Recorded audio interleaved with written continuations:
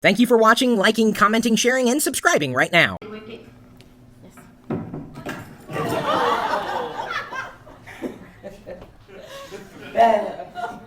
So as Brady launches into this, don't ask me how the heck I got picked to do this, because I thought my introduction this morning as geek would have ensured that I would not have to present anything.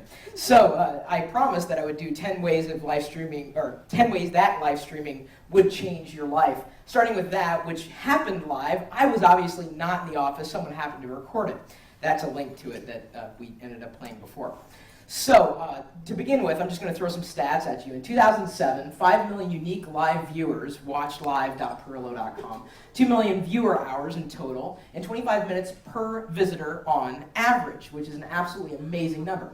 Just last month, or I guess 2 months ago now, in August 2008, approximately 300,000 viewer hours, over 1 million viewers, 827,159 were unique, 395.5 average viewers, with 707 hours of live broadcasting of what you just saw, my home office. So, how does live streaming your life online change your life? 1, you begin to see yourself through other people's eyes. It's no longer you, it's what everybody else thinks you are. Number 2, unless of course I eliminated that slide, which I may very well have done. There we go. I knew this one anyway. Family will begin to avoid you at all costs. Awesome. And this is either a positive or a negative, depending on how you feel about your family.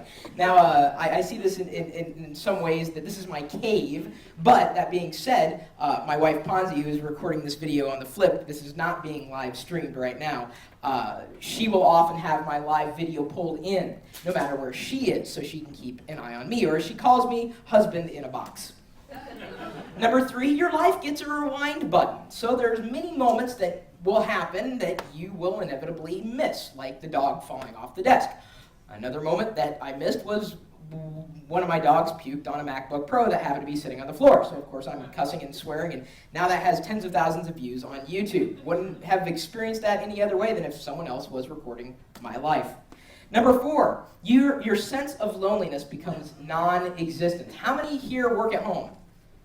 Few? Okay. How many of you just work at home, and that's about as much social life as you get on, okay, hear a little bit of nervous laughter. It's okay to admit that you're alone, because when you have this audience watching you, you're no longer alone.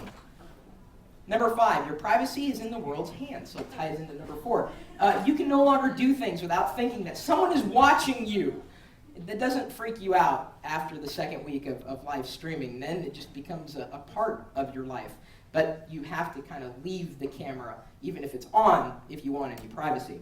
Number 6, you can't lie about where you are or aren't.